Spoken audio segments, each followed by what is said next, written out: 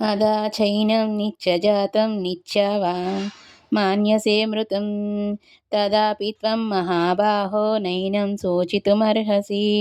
ఓ మహాబాహో, ఒకవేళ నీవు ఈ ఆత్మ నిత్యము జన్మించుచు నిత్యము మరణించునని భావించినను దుఃఖించుటకు ఎటువంటి కారణమూ లేదు.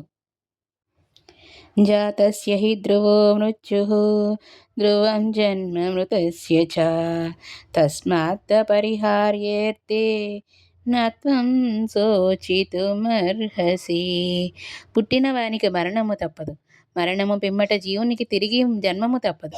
అందుచే పరిహరించుటకు వీలులేని ఈ నీ విద్యుత్ ధర్మ నిర్వహణలో నీవు శోకించరాదు.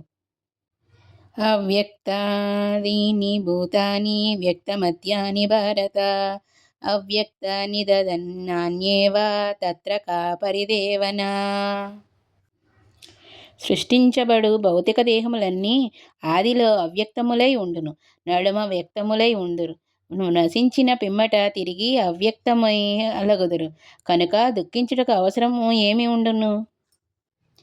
ఆచార్యవత్ పశ్యతి కచ్చిదేన మాచార్యవద్వదతి తదేవ చాన్యః ఆచార్యవచ్చేన్నమన్యః శృణోతి శ్రుత్వాప్యేనం వేదేన చైవ కచ్చిత్. కొందరు ఆత్మను ఆశ్చర్యకరమైనదిగా చూచుచుందురు, కొందరు దాన్ని ఆశ్చర్యకరమైన దానిగా వర్ణింతురు, మరికొందరు దానిని ఆశ్చర్యకరమైనదిగా విందురు, మరికొందరు దానిని వినిన పిమ్మట కూడా ఏమాత్రము గ్రహించకుందురు. దేహి నిత్యమవధ్యోయం దేహే సర్వస్వ భారత తస్మాత్ సర్వాణి భూతాని నత్వం శోచితుమర్హసి. ఓ భరతవంశీయుడా, దేహమున నివసించు దేహి ఎన్నడూనూ చంపబడదు, కనుక ఏ జీవిని గురించి నీవు దుఃఖించిన అవసరం లేదు.